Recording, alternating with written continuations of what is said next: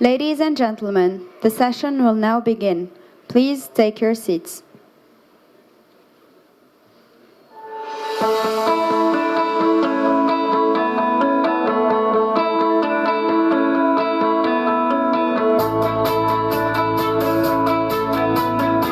The trade war between the United States and China is of deep geopolitical and economic significance and directly affects Latin America. Latin America is a region where power has alternated between protectionist governments and those with a free market vision. This duality is producing alternatives on how countries align themselves internationally, to reaffirm their alliances with the United States and Europe, or to look for closer ties with relatively new actors in the region, such as China and Russia.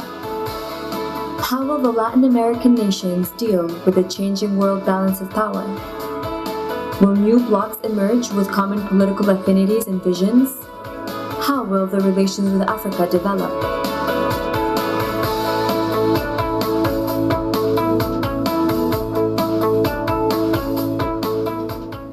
Ladies and gentlemen, for this session, time change in Latin America, new winds searching for a southern horizon, please welcome to the stage our moderator, international affairs reporter and analyst at CNN Brazil, Lourival Sant'Anna. Alors, Lourival Sant'Anna.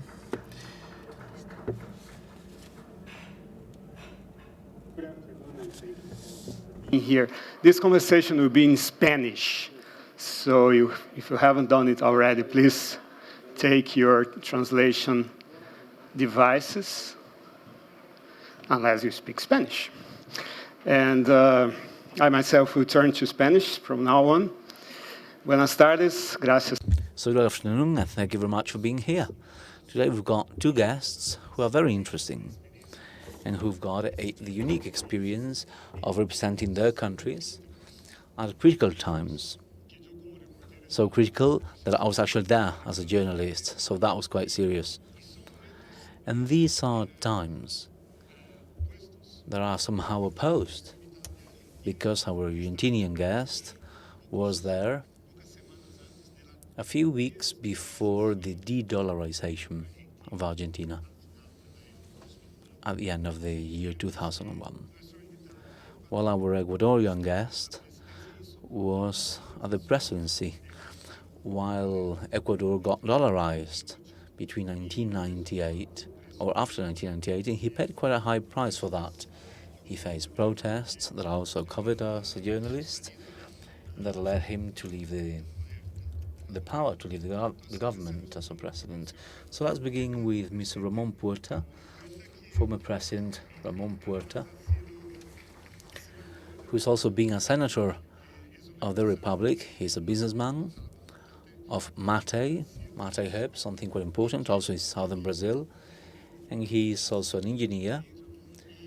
So please take a seat, Ramón. And he was actually an ambassador of the Republic of Argentina to Spain. He was based in Madrid until the 10th, because after the 10th, a new president and a new deputy president took office, and they belong to the other political group. We also have former President Jamil Mahuad, and 19 years ago,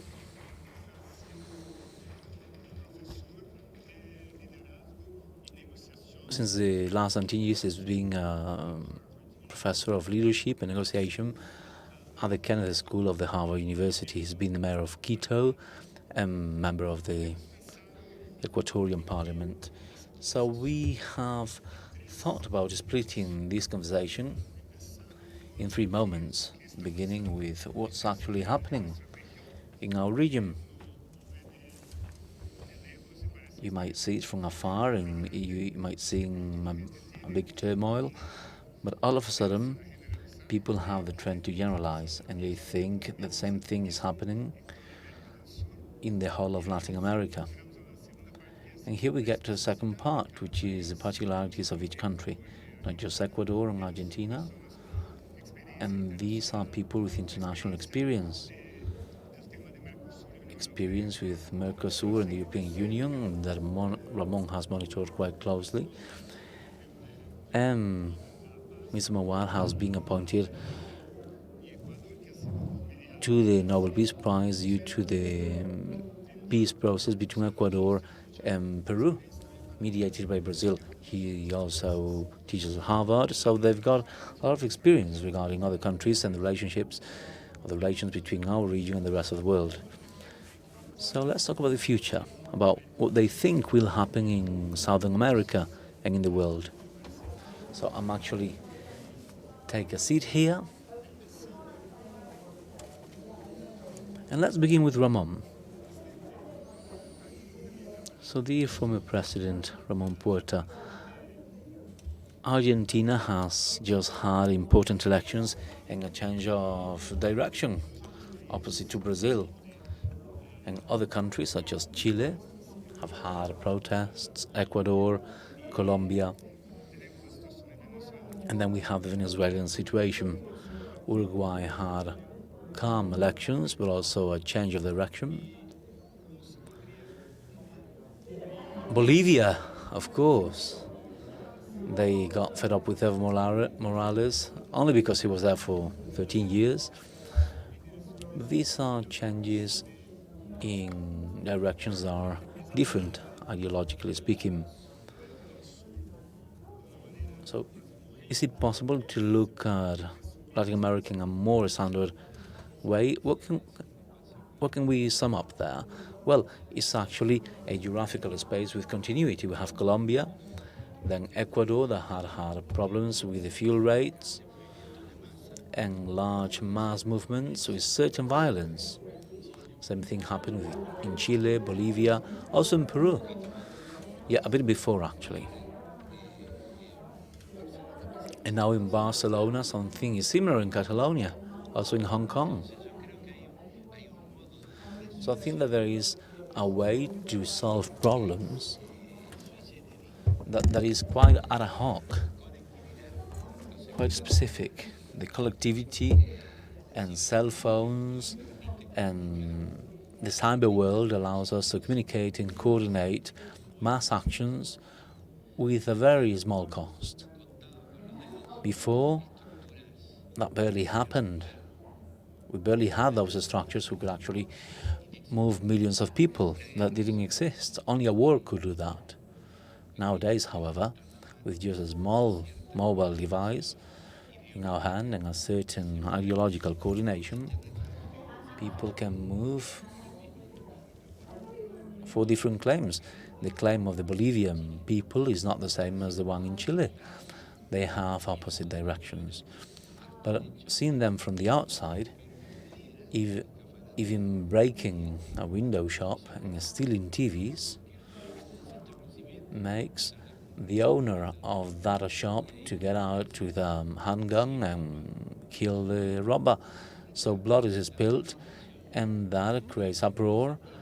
And there are substances that right now you throw out and they generate fire. That happened in Buenos Aires. And then firefighters will come with water and the fire will get bigger. So there are new techniques that could actually confuse us, and we think that it's a general claim.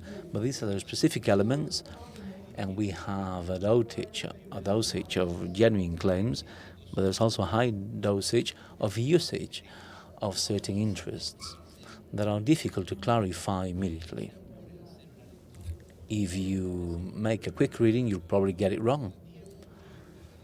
And with time and with cautious analysis, we'll be able to know what each case was due to, because apparently there were not spontaneous causes, were they? Well, I don't quite believe in spontaneous causes. I think that someone made use of that moment they were awaiting to grow politically or economically, or to create a ideological shift.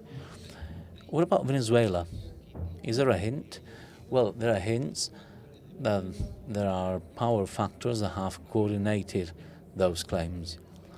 Because it finishes in a country and it continues in the other. It doesn't happen in two countries at the same time.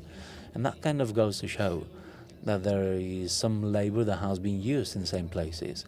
But for so many people to get together, so many citizens making a claim, there must be a genuine claim. So, President Mahuad, do you think that social media has changed the dynamics of these popular movements and politics in themselves? Yes, that's definitely that way. I'd like to refer to an initial framework, if you allow me, because every society must decide who receives what and in spite of whom. Every society needs to decide who gets the awards and who pays the prize. And how do they do that? With a human activity or mechanism that we call politics. And politics is in charge of defining those rules of the game. There are several ways of doing politics. Some countries think that monarchy is the best. Other people think that aristocracy, knowledge, or blood is the way. Most of us think that democracy is the way, so we're actually using a democratic system to solve a distribution system of resources in a certain society. In my life, I've gone through several closed loops where it's become fashionable, some sort of economic term, to solve the problem, so to say. Because our society wants two things: to grow more, to produce more, and to distribute better. These are the two main objectives. But I do remember the beginning, the golden rule was to accumulate capital. That was the way out for development. Accumulation could happen in the private sector or in the state, but that was capital accumulation. Then it was seen that that was enough, and a second thing came about: education, which will get us out of here. And we get to the extreme of having, for example, doctors graduated in Montevideo with very good qualifications who ended up working as taxi drivers because the productive system could not absorb them to work in what they had trained. So it was not just education, we needed something else. So a new wave came, institutions. And the claim was, well, you're not respecting institutions, you don't have institutions, and to me that was always a bit weird, because an institution is any shape that a society gives to itself to organize itself and explain its role in the world. And lately, it's not just institutions, we're now talking about technology change, about innovation. So we go from one thing to the other. And in Latin America, if we take the last 50 years, and going very quickly, and let's think of the 80s actually. We have the so-called lost decade of Latin America that began with famous case of the tax minister of Mexico going to New York to tell the largest bank president, I regret this news, but I cannot pay the external debt. And the banker said, well, I'm afraid that you have a big problem. And that minister said, his name was Silver Hersol, I'm afraid we are in a big problem, mainly you, because you're not going to get your money. So the big creditors in the world at that time were banks. And debt was negotiated in smaller rooms than this with a bankers' committee, that was all. So that was the last decade. Population grew more than the economy. We all went downward. In a bipolar world, Russia and the USA, and the communication system was TV, normal TV. Next decade, the 90s, the time of the Washington Consensus, already mentioned here this morning. The mantra of the Washington Consensus was threefold: become Democrats, open up the economy, and reduce the size of the state. And that was a mantra because they repeated it on end all around the world. And if you did that, you'd be happy. After the 90s, we saw we weren't happy. And in fact, at the end of the 90s, we had 10 presidents in Latin America who couldn't finish their mandates, their political terms, from 1997 to 2002. 10 presidents. And you may say, well, were the left ones falling? Well, the ones on the left, in the center, on the right, people without experience, people with experience that had been re-elected, people who had begun, not begun, or in the midst of reforms. So what did they have in common? Just economic problems with one or two exceptions. The economic crisis was killing us all. And very quickly explained, we got into the 2000s and we got a new factor in the world called China. And China begins buying all of us, everything we produce, with very good rates, or very good prices. And after having lost 10 presidents who couldn't finish their terms, we went into a decade where only 2 presidents fall for problems that haven't got anything to do with the economy, one in Paraguay, another one in Honduras, and it's the time of the commodities, the boom of the commodities. Absolutely, with high prices, and that coincides with a world that becomes multipolar, and the communication system is now the internet, not TV anymore. They coexist. And then we go into last decade that we're now closing, where China becomes getting lower growth levels when we feel that in Latin America. So we don't have that much money, problems begin to arise. The stories of governments, especially the ones on the left with commodities in hand, does not add up. Problems appear, people get fed up, abuse is rejected, corruption is revealed, and things change again. So that's what we're doing now, closing that decade. We're getting into a new stage. TV has gone down, internet is quite important, and now we have a completely different phenomenon called social media. As Ramón said earlier, that is changing the whole basic scheme of the communications. So Mahuad is saying that people got fed up and are getting fed up. And some people, some leaders, may have availed of that to present themselves as someone who is outside or who is going against the establishment. The parties, institutions. I see another problem there, which is quite concerning. The exhaustion of politics nowadays in any of our countries, because we survey a politician, and just for being a politician, they have a negative perception. And political parties have a lot of attrition. People see that democracy is the less evil or the best of the systems. But when you ask the second question, which party do you like, they don't like any party. They like a person. They're voting for the person, not for the party. And that's super dangerous, because people can fail. And parties are institutions with many different brains thinking and different levels to make decisions that have been thought about and reflected, with background and with projections. One person with just one head may get it right once or twice, that may fail. And history shows that from one person we end up having a tyrant or a dictator.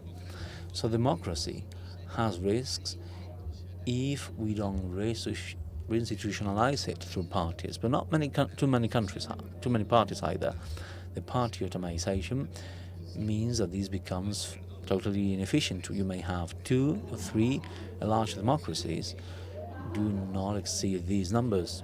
Fortunately, we do have a solution for the many parties, which is creating fronts, a left side or right side front, 2 fronts, such as in Uruguay, and that's a democracy that may have certain problems, but it has proven that it can get over conflicts, and in other countries, through people, we end up badly. Well, in the case of Uruguay, there is a certain consensus regarding how the economy will go in Uruguay, because there are parties, and in a party, the main topic of debate is economy. We talk about economy. In a person, however, and in my political life, I've talked to 3 presidents of my country who all told me the following thing. I am the Minister of Economy. They all failed in economy. And I'm like, you cannot be the Minister for Economy. You need to be a president. You need to have a minister with several teams to cater for every topic. Because the actual institution have more possibilities of getting it right than the individual. And mainly in economy, the individual will definitely fail. Well, so in Brazil, the president does not care about the economy, and he's put everything in the hands of the minister. Well, in economy, he's not doing too bad. He's got a team. And all the opposite case of a president who did well everywhere except for economy, because they thought they were economists. 3 cases in my countries. Who are they? I'm not going to give them names because they're friends. Carlos Menem. Oh no, not Carlos Menem. Carlos Menem had a great team. Domingo Cavalos got with 150 economists to the Minister of Economy. And he's been also your advisor. And each ministry, we had a couple of delegates of the Minister of Economy to coordinate the figures. I was actually the government of Missions, a province that is close to Brazil and Paraguay. And at that time, it had a bit over 1 million inhabitants. It was the 8th economy in Argentina. And Mr. Cavalos sent me 2 economists to coordinate with mine and tell the same things. So there was a team. And there's also a trend to change constitutions, like in the case of Ecuador, to give them more stability. And there's a discussion in several countries, like in Chile, and President Piñera has offered certain things to calm people down, to change the constitution. And do you think that there's a problem in the laws that should be changed? Is that a cultural problem? Is that an economy problem? What is the main thing here? Well, whenever I can actually give a lecture, and this is usually to students from many countries, I love asking them at the beginning, which degree of importance do you think geography has in a country? If 1 is the least importance and 10 is the most important, how important is geography? Most hands raise up to 10, because there are economists who think that if an economic formula is good, it should be applied alike in any country in the world, and that was part of the Washington Consensus. One size fits all. No importa dónde. It's a kind of one-size-fits-all thinking. And second question, how important do you think history is from 1 to 10? Everybody says 10. Then how important do you think culture is? Understanding culture as the way in which a given society looks to itself. And everybody said 10.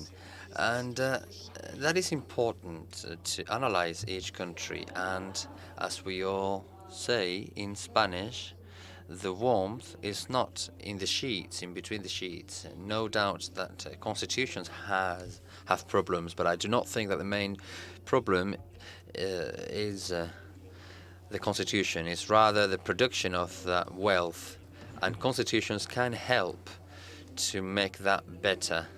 But I think that it is rather simple to think that because we change the constitution, we're going to change the reality. Constitutions can change, but it cannot replace the rest of the work that has to be done. In Argentina, you carried out some experiment with Mr. Macri, and after having that experiment with the Kirchner couple, and then you're going back to the earlier combination or formula. Do you not have other criteria? It's a good question, and this is something I pondered about every night. What happens that we do not actually get it right from the point of view of the economy? The problem in Argentina is that from 1969, when we reestablished our democracy, with all the sets of rules of that democracy, what happened is that the economy has not made the progress that it should have done. We've gone back in poverty levels, unemployment rates, and also in the level of debt. My response is that in these 40 years of democracy, we only had two models of democracy, one with President Alfonsín, with an austral plan, with a minister called Serene. They worked on very much every single front, and they were successful, but the political branch of that government did not like the economic model, because from the politics they wanted to distribute before generating any wealth. This effect is rather commonplace elsewhere in the world. If you distribute before you generate wealth, then the end will not be very positive. We ended up with hyperinflation. Then President Menem used the economic model that I recently mentioned. It was called one-to-one. It was a dollarization under a different name. It lasted for more than 10 years. All indicators improved around economy, but we got far too easy on things, and our currency was extremely strong, and the efficiency of the economy did not come together with that strength.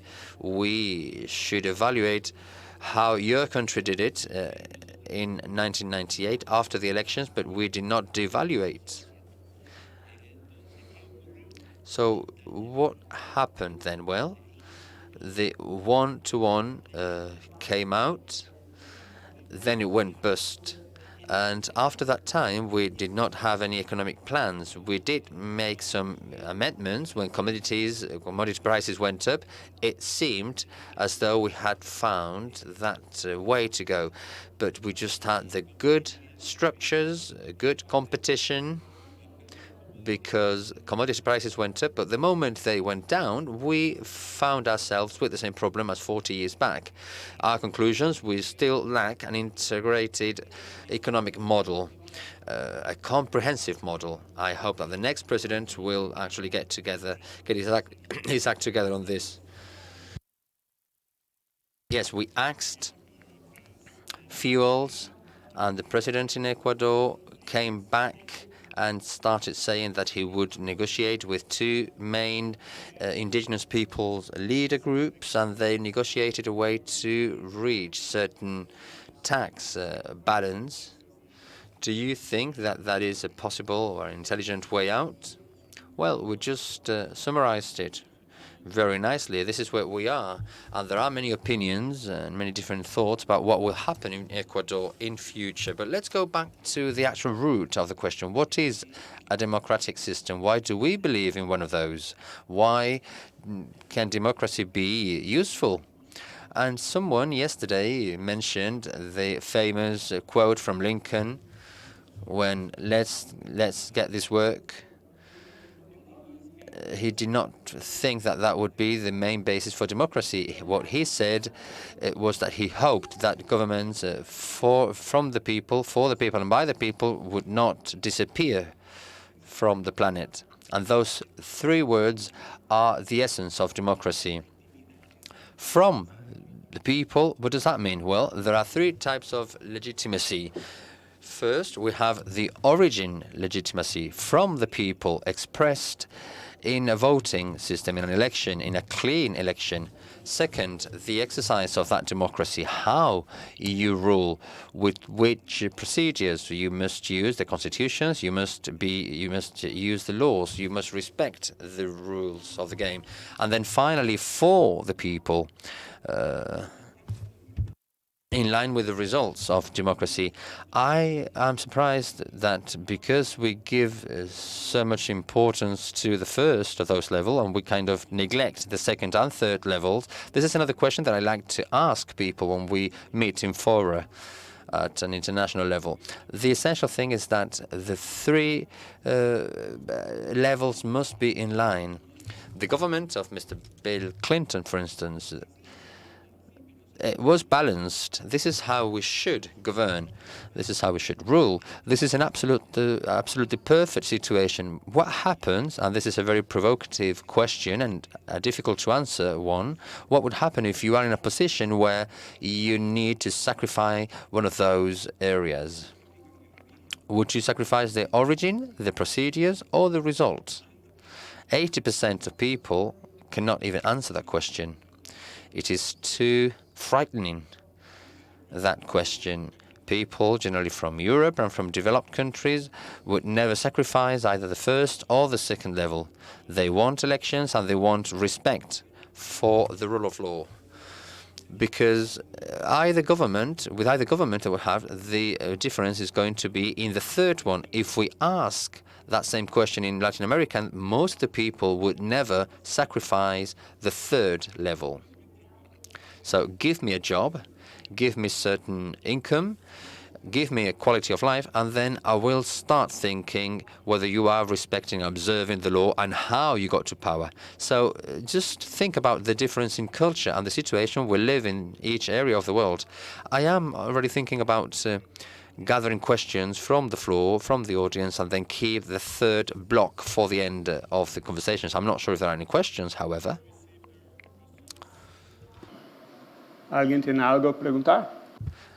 Are there any questions from the audience? Okay, so we will continue with a question from myself. Ramón. Also, you, Mahuad. Democracy is maturing in South America. It is being reinforced, consolidate itself, or is it going back? Insofar as the politics is being destroyed, we will be going back. Democracy in my country was progressing for 20 years, very clearly between 1983 and 2003. What happened in 2003? Well, we had a transparent election process, but there was no internal elections. The candidates in the parties, before they went for primary elections, yes, they came back in Argentina later, yes, but modified. In which way? Well, a certain party could have different candidates and then take part in that primary election process. So the offer is more varied, if you like, and the political project disappears. So just to keep it short, all Argentinian citizens are obliged to vote in primary elections. Yes, but let's go back to the origin in 2003.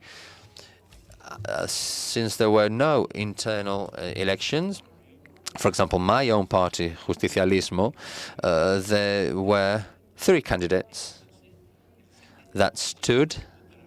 So 70% of the votes from the Argentinians actually were shared among those 3 candidates, when in reality we are not the representation of 70% of the population. We account for much less than that. Let's imagine that we have primary elections and then you have a certain number of candidates standing up. In those conditions, the voters will vote the opposite party to choose the worst, because they can say, well, then I can win them over. So they just try to play sabotage on those internal elections, on those primary elections. So this is a system that has been in place for a long time, and we know that even if we go 600 years back, you can see that this type of system was already in place. In our continent alone, we have had this type of politics for more than 200 years. We cannot do without politicians and without political systems. The media system, those short real-time news headlines through WhatsApps, etc., do not analyze the issues thoroughly. This is the information that's needed for the people to make a consented vote and an informed decision. I see that there is no efficiency, the necessary efficiency to give an answer to the questions that Jamil just asked. I am optimistic insofar as we are able to keep the system strong. Without democracy, we can't do anything. So, Jamil, what we have seen in the United States for a long time, we have two big parties, but now we have the figure of Mr. Trump. We have a president. He actually swept in the country. He defeated all his opponents, and now they are in a situation that they are seeking an impeachment of the president. Taking into consideration that situation and what happens in South America, do you still think that the parties are the guarantee for any democracy? Well, I would like for us to be very attentive to three possible dangers. The first of them is the false analogies. Since the people are unhappy because of the status quo, and they take to the streets in Beirut, in Barcelona, and in Santiago de Chile, for instance, then people think that everywhere is the same. It is not.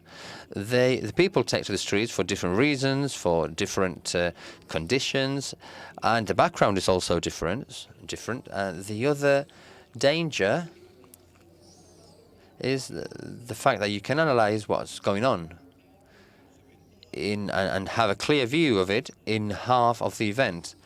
There is a big chaos, and then someone stands up and says, I can't see the future. Well, we need to wait for a while before things can be clarified and analyzed. So I cannot see a way to compare the US with any country in Latin America. I just cannot find the way to do that, because even if we compare countries in Latin America, we are very similar in many ways.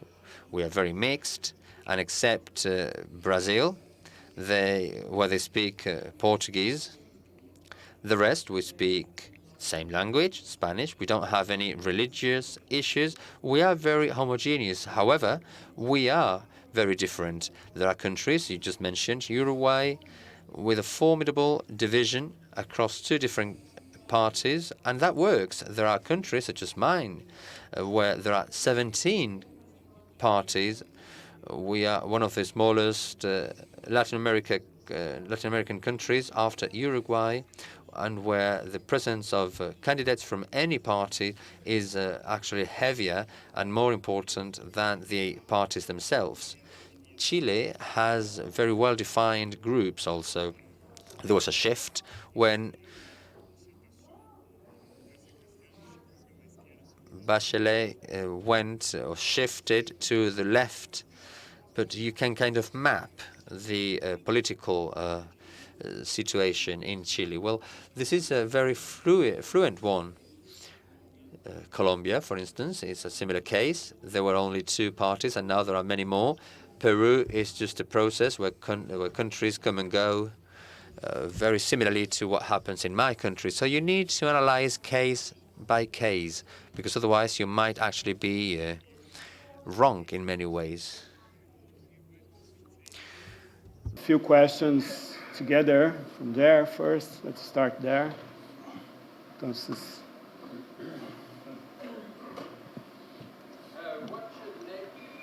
What should neighboring states do in the case of a Venezuela government which is neither of the people, nor by the people, nor for the people? I'll pose the same question, but this time with a microphone. What should neighboring states do in the case of a Venezuela who has a government neither of the people, nor by the people, nor for the people? okay, shall we take another question before they answer? Mohamed Cherkaoui du Maroc. Je voudrais d'abord remercier les deux conférenciers qui nous ont délivré une remarquable leçon de sciences politiques. Le niveau qui a été le vôtre est extrêmement élevé et c'est réjouissant, surtout de la part de deux anciens présidents. Je voudrais, si vous me le permettez, faire deux remarques. Donc, première remarque pour Monsieur le Président. Well, in the world. And the second remark is, first remark, I have two remarks. First remark, pertains to the means of communication that we have today available, i.e. smartphones and the like. You have put forth quite rightfully put forth that the problems of mobilization today are not met with thanks to these communications means. And you may have given us the impression that this is an unconditional blanket rule or general rule. I don't think that it is an unconditional rule for the sheer reason that I can give you a certain number of counterexamples. What took place in the Philippines and mostly what is now occurring, what has occurred during the Arab Spring. When you analyze, if I may have 2 minutes to answer. Do I have 2 minutes to answer or no?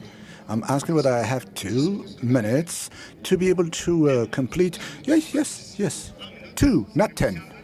Well, 1 minute, it's negotiable because we have a lot of other persons who really want to. Okay, in which case I will not delve into the details. Suffice it to say that when we analyze what occurred in the different Arab countries, and when we also take into consideration the rate of penetration of a mobile phone in the Arab countries, it's not working even with that. So that is for one. For two, a remark with respect to what you've said about democracy.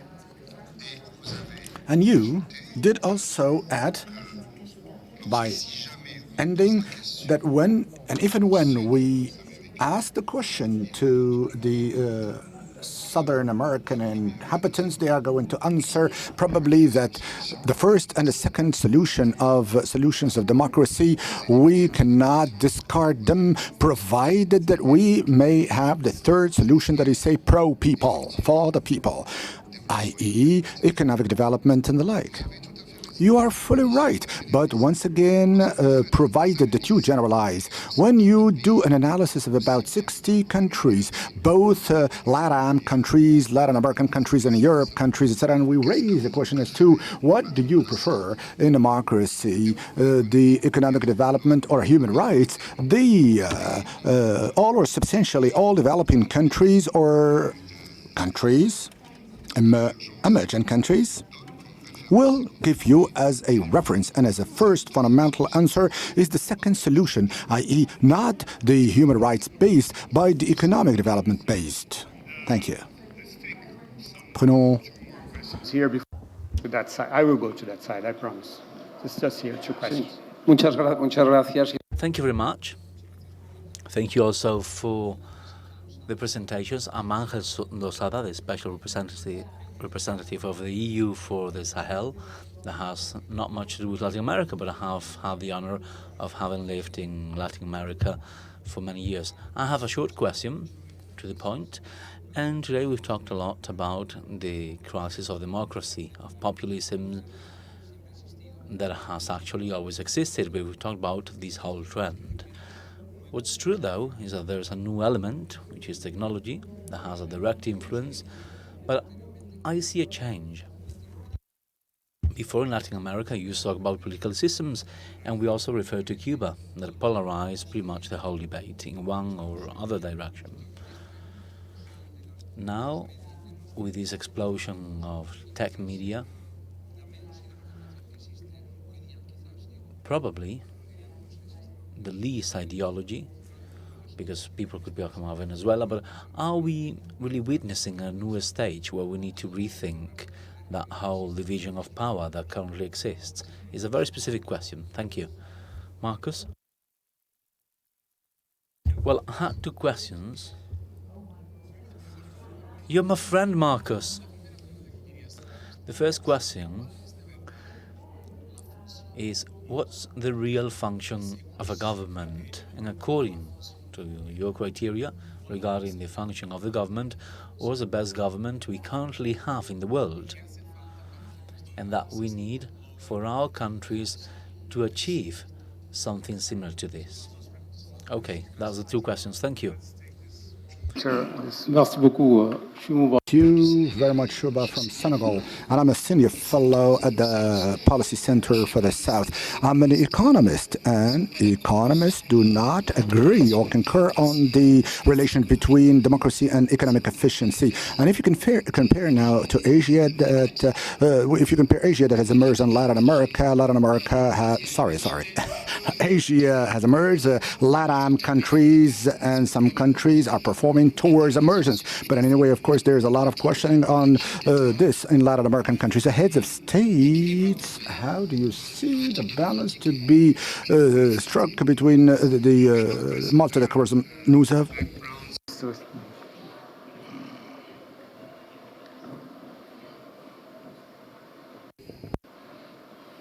Merci, messieurs. Thank you, Mr. Chair, for your presentation. Professor at the Qadi Ayad, the University of Economics in Marrakesh. You did refer to democracy for the people. It means democracy finding solutions mostly for developing countries. My question is, how can we reconcile democracy and development and investment? In most cases, these countries need FDIs. So how can we therefore achieve this economic development if we impose on them taxes? What do the neighbors need to do with Venezuela? And then the rest is regarding the relationship between economic effectiveness and democracy. I'll try to answer what I can actually remember about the questions, also the division of power. But regarding the exception mentioned,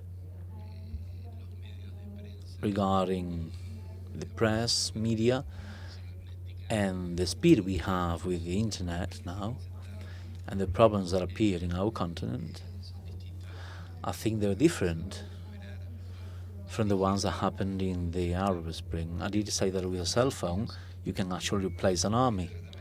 And the Arab Spring, had a big army dispute. And the uprisings we have mentioned in our continent and what's happening in Hong Kong or Catalonia, this is mass rebellion without the need for armies, with a tiny cost to look for political results. So this really has the advantage for those who want to destabilize the government, and it can do what few can do. And since you added another element, Venezuela, I was interested in that. But in Egypt and Tunisia, that happened too. It was not an armed fight, but in Libya and Syria it was. But some armies, they protest, but in these countries it wasn't this way. This is just a mass movement. I'm talking about the cost to actually produce a result in a certain uprising. In the case of the Philippines, there's an exception that confirms the rule. All rules have an exception. And with Venezuela, what will you do? Well, let me tell you, there's a common denominator, a common factor in all the countries that have had problems in our Latin America, were the whole Lima group. And what did the Lima group think about? About backing up a government that was not Maduro, but rather Guaido's. And there are elements to suspect of a strong influence in some sort of revenge before a political claim that had advanced quite a bit. And we need to keep that in mind. So here we have all sorts of interests. And you have talked about the results and about democracy. And there were several questions about that. How do you see that balance? Well, if you allow me, I'll address a couple of words to Venezuela. A government that, as you mentioned, and I do agree, is not the people's government, is not for the people, and is just not a democratic government, full stop. We need to begin with radical definitions such as that one. So what do we do when there is a non-democratic government in a country with a project to stay there for decades? And the American says organization has a national charter or international charter signed at the beginning of the 2000 decade with mechanisms for that. And Venezuela, in the opinion of many countries in Latin America, is in that situation. And the countries in Latin America are requesting to be treated appropriately. What happens now in real politics is that Venezuela has a very complex situation due to the presence of armies from other countries and due to the presence of groups that are perfectly organized that have tasks on behalf of other countries. And that, so they have the fear of an armed confrontation or having an uprising that will become a war for 2 or 3 years. And they don't want that. No one wants that. Because the point here is to get back to a system that allows the Venezuelan people to live better. Maybe we're getting into a worse street here. That's why the governments are counterbalancing to see how they act. But Maduro still has the army support, or at least the generals' support from the army generals. Well, I promised myself something a few years ago when I heard so many crazy things about my country regarding people that had read 4 articles on newspapers or who maybe had been in Ecuador for a week and they thought that they knew the country, its reality, its problems and the solutions to them. And they could actually teach on what needed to be done. And I said to myself to never do that with other countries. So that prevents me from answering Marcus's question. How can I say which is the best government in the world? I do not have the knowledge. I do not have the information. I do not have the ability to do so and to assess all the governments in the world, compare them and be objective and bring an actual specific answer. I do not feel enabled to do that. So regarding what happens in Venezuela, I've read many theories. Which is the right one? I'm not sure. Because I should have been there, present, and hearing many opinions, and I was not there. So, regarding your opinion, Mr. Ramón Puerta, what's the best government in the world? I'd like to add 2 elements that are not too precise, but that might help. Here, regarding Asia, we did say that these economies are faring better than Latin America. And I'd say that the Pacific is going better than the Atlantic. And here we are meeting to look for the complementation of Africa and the Americas to use this beautiful ocean, which is the Atlantic. But ideologically, it has become outdated. The Pacific has more modern ideas. It's not a coincidence that California is twice as big as New York in gross product. And 40 or 50 years ago, it was the opposite side, because the economic model of freedoms, competence, and integration in the Pacific advanced more quickly. And ideologically, we're still criticizing neoliberalism from a no left-wing perspective that was criticizing neoliberalism. So our elders in our continent were fighting for the freedoms, not just in human rights or democracy, but also economic freedom, to be able to sell wherever people paid better or produce where we're more efficient. Well, in the Pacific Ocean is doing that, and the Atlantic Ocean kind of lagged behind. That's the way it is. Unfortunately, the Atlantic, to which I belong, because I'm from Argentina, needs to take an important leap forwards in its perception of the economy. And we need to look at the success of the European Union. The European Union seeks the cohabitation of 27 democratic nations. I met some of them when they were very poor, not just my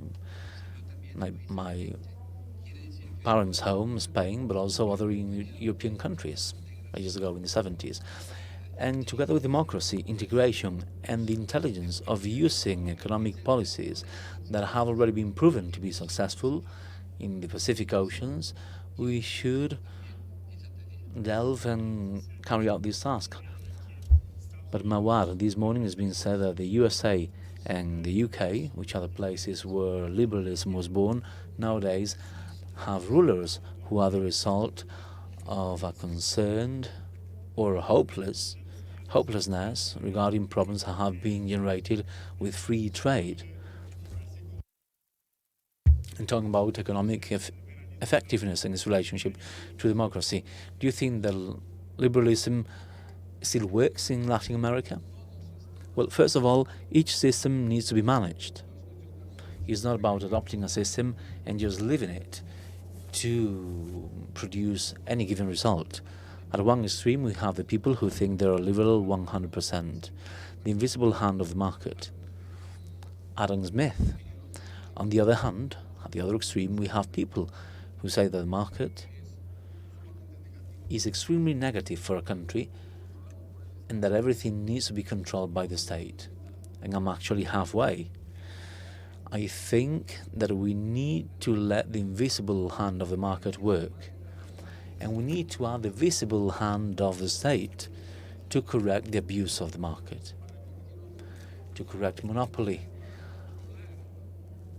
to regulate, to control, because otherwise any system can be shattered.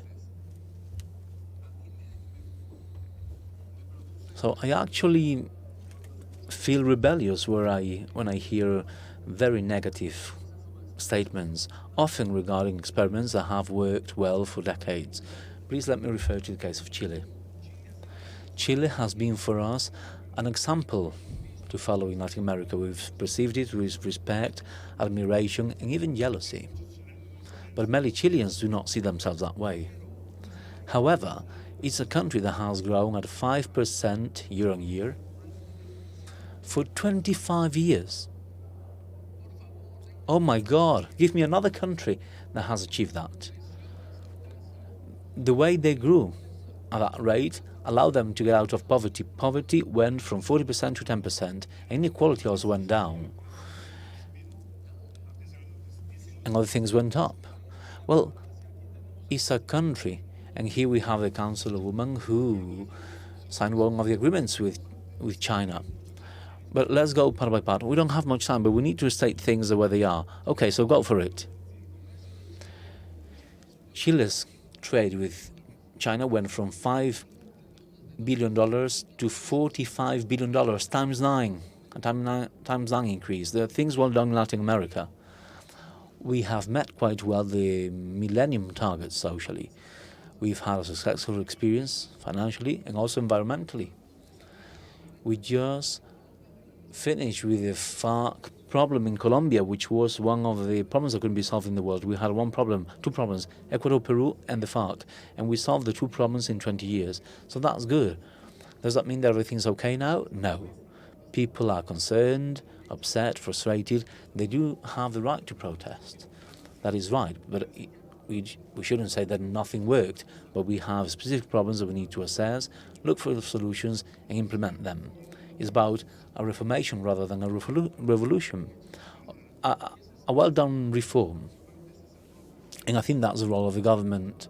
When they ask me about the role of the government, is to act subsidiarily, because what the market cannot be done needs to be done by the market, by the government rather, but not otherwise, not the opposite way. Well, regarding Argentina, I do not believe in anything else but the regulation that needs to be done by the state. But having a state-owned company, so the state keeping everything, is a different thing. That's the opposite of what's been proven to work. And in Chile, I need to say that Piñera replaced politics, and politics lost ground. I say Piñera because he's the president, there are other figures too. So the fact of just looking at people and looking less at institutions shows a problem. That those people who benefited from Chinese growth figures from 30 years, the claims might work if they hadn't destroyed the best metro in our continent. So that is a subject for a longer debate. But what will happen in Argentina, only God knows, to be honest. Maybe the Pope knows. Well, we have our messenger who speaks to God, the Pope, who's also Argentinian, so we need to talk to him, not to me. So, Mahuad, what will happen to Argentina? I can't even speak to the Pope. I'm a friend of the Pope. You are?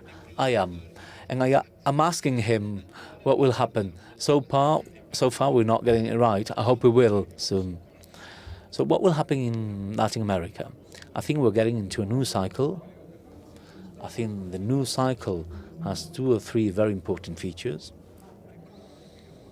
And there are words that will become the core of every conversation in the future, and that's very good, such as equity, parity.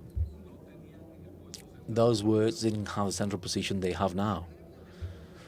And talking about development and human development, without mentioning the word equity or equality, is like going to World Congress of Malaria not talking about the word mosquito. So parity is also essential, as well as the equity and equality, to have human development, not just human growth, or economic growth rather. And as Ramón was saying, if we give a lot of importance to the Excel spreadsheet, to macroeconomics, and we stop seeing people, the political economy, which is how everything started. Economy began as political economy. So we have Excel and repression on the one hand, and that's very bad. It needs to be Excel spreadsheet and communication. Technology needs to tell me what's the metro rate, and then I need to use politics to speak and negotiate, and even include different solutions. Well, thank you very much for your participation. Thank you very much to the former presidents. Thank you very much. I'm going to speak to the Pope, by the way.